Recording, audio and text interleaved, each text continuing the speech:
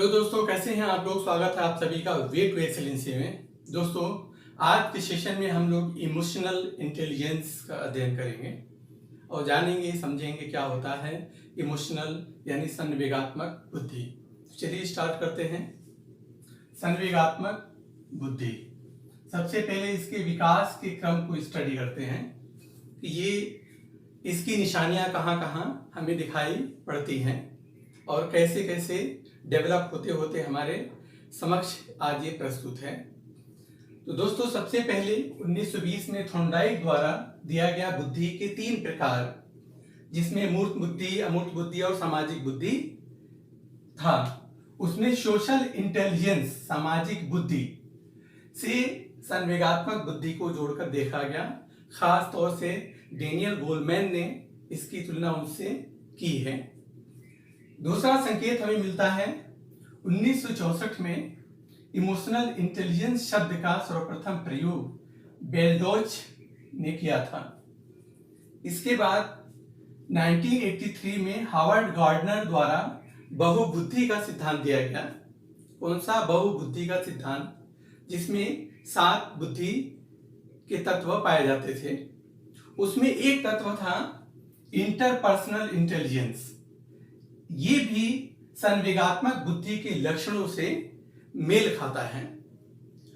दोस्तों, 1985 में संवेगात्मक बुद्धि शब्द का लिखित प्रयोग वायन पायन ने अपनी पुस्तक अ study of emotion developing emotional intelligence में किया था। इसके बाद 1990 में येल यूनिवर्सिटी के प्रोफेसर मनोवैज्ञानिक पीटर साल्वे और न्यू हैम्पशायर यूनिवर्सिटी के मनोवैज्ञानिक जॉन मेयर द्वारा संयुक्त रूप से इमोशनल इंटेलिजेंस सिद्धांत का विकास किया गया। इसके बाद 1995 में डेनियल गोलमैन की पुस्तक emotional intelligence why it can matter more than IQ में भावात्मक बुद्धि, संवेगात्मक बुद्धि के महत्व को एकेडमिक जगत से परिचित कराया। इसलिए इन्हें ही संवेगात्मक बुद्धि या इमोशनल इंटेलिजेंस का प्रवर्तक जनक कहा जाता है। दोस्तों, आइए समझते हैं कि संवेगात्मक बुद्धि का अर्थ क्या होता है। इसको समझने से पहले हमें यह समझना होगा कि जो हमारा मस्तिष्क है, जो ब्रेन है, उसका एक भाग माइंड, बुद्धि, माइंड यानी मन, जिसकी 3 दशाएं होती हैं फ्राइड के अनुसार: चेतन, अवचेतन और अर्धचेतन। अर्धचेतन में क्या क्या सम्मिलित होता है, क्या कौन सी भावनाएं होती हैं उसमें जो दमित होकर चली जाती हैं? एक तो होती हैं भावनाएं, फीलिंग्स। दूसरा इंस्टिंक्ट यानी मूल प्रवृत्ति। तीसरा संवेग या इमोशंस। इमोशंस जो लैटिन वर्ड इमोवियर से बना है, जिसका अर्थ होता है मूव अवे। संवेग में भय, प्रेम, भय, क्रोध, ईर्ष्या, घृणा आदि सम्मिलित होते हैं।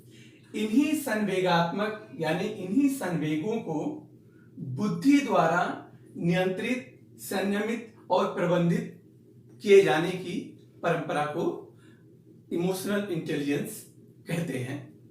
यानी जब संवेगात्मक रूप से हम स्थिर, अनस्टेबल होते हैं, उस अवस्था में बुद्धि हमारी हेल्प करती है उसे कंट्रोल करने में, नियंत्रित करने में। इसे ही इमोशनल इंटेलिजेंस कहा जाता है।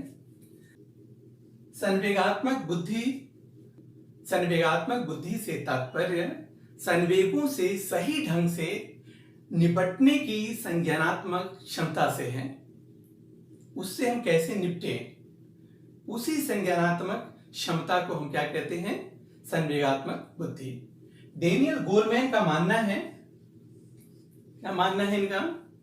कि संवेगात्मक बुद्धि सामाजिक बुद्धि का ही एक भाग है। ध्यान आया? थॉर्नडाइक की सामाजिक बुद्धि का एक भाग है। सामाजिक बुद्धि के द्वारा ही संवेगात्मक बुद्धि को प्रभावित और नियंत्रित किया जाता है। इसलिए संवेगात्मक बुद्धि का संकेत थोंडाई के सामाजिक बुद्धि में मिलता है। तो डेनियल गोलमैन ने उसी का एक भाग माना है। डेनियल गोलमैन कहते हैं व्यक्ति की सफलता में बुद्धि लब्धि की तुलना में संवेगात्मक बुद्धि का अधिक योगदान रहता है।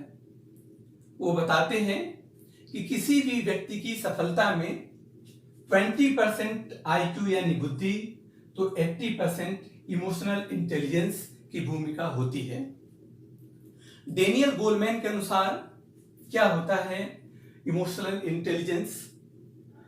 संवेगात्मक बुद्धि से हमारा तात्पर्य स्व जागरूक, सामाजिक जागरूकता, स्व प्रबंधन और सामाजिक कौशलों के विकास करने की योग्यता और क्षमता से है। इन्होंने डेनियल गोलमैन ने इमोशनल इंटेलिजेंस के 5 एस्पेक्ट्स बताए हैं, जिसका उल्लेख फिर कभी करेंगे। इस तरह हम देखते हैं कि संवेगात्मक बुद्धि के कुछ आयाम तो निश्चित हैं जो संवेगात्मक बुद्धि को समझने में हमारी मदद करता है, हेल्प करता है। सबसे पहली बात, स्वयं के भावों को जानना। सबसे पहली बात, हमारे अंदर जो भाव फीलिंग्स हैं, जो इमोशंस हैं, उनको जानना। फिर भावों को नियंत्रित करना, फिर उन भावों को क्या करना, नियंत्रित करके रखना। फिर स्वयं को अभिप्रेरित करना यानी सेल्फ मोटिवेट होना। और चौथा है दूसरों के भावों को पहचान कर सकना। दूसरों में भी इमोशंस होते हैं, भाव होते हैं, उनको भी पहचानना। और पांचवा है मानवीय संबंधों को निभाना, क्योंकि दोनों में संवेग होते हैं। सबसे पहले लेते हैं स्वयं के भावों को जानना। इससे आशय है स्वयं के ज्ञान से। स्वबोध भावात्मक बुद्धि का एक मूल है। स्वयं की समझ के लिए भावनाओं को नियमित रूप से मॉनिटर करने की योग्यता ज्यादा जरूरी है। क्या करना? स्वयं के भावों को मॉनिटर करते रहना चाहिए। ये योग्यता भी व्यक्ति में होना चाहिए।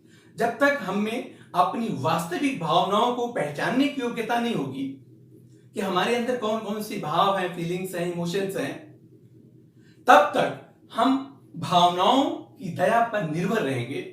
यानी वो जैसा चाहेगा हम वैसा करेंगे, हम उसके नियंत्रण में हैं, कंट्रोल में हैं। इसलिए अच्छी जिंदगी के लिए, खुद के निर्णय लेने के लिए, अपनी भावनाओं को जानने के लिए हम में योग्यता तो होनी ही चाहिए। स्वयं को जानने की योग्यता अवश्य होनी चाहिए। दूसरी बात, भावों को नियंत्रित करना, यह भी जरूरी है। हम टेम्परामेंट खो देते हैं, नियंत्रित कैसे हो? स्वबोध के लिए जरूरी है चिंताओं, असफलताओं, चिढ़ों, जो हमारे अंदर एक चिढ़ होती है, इस सभी पर नियंत्रण रखना। खुद को विषम परिस्थितियों में शांत रखना संवेगात्मक बुद्धि की योग्यता है। हाँ, ये बात बिल्कुल क्लियर है, स्पष्ट है। जीवन के उतार चढ़ाव को सहज स्वीकार करना, दुखद परिस्थिति या विपत्ति या कष्ट के पलों को झेल सकने और उससे छुटकारा पाना इसी के अंतर्गत आता है। बिल्कुल क्लियर है कैसे नियंत्रित किया जाए। तीसरी बात है स्वयं को अभिप्रेरित करना, खुद को मोटिवेट भी करना, क्योंकि जब तक खुद को मोटिवेट नहीं करेंगे हम अपनी भावनाओं को नियंत्रित भी नहीं कर सकते। सृजनात्मकता, अभिप्रेरणा, लक्ष्यों की प्राप्ति के लिए भावों का उपयोग होना चाहिए। भावात्मक आत्मनियंत्रण, संबोध, आवेगों को अंकुश में रखना चाहिए, अर्थात धारा के साथ बहने से कम शक्ति में अधिक उपलब्धि की संभावना बढ़ती है।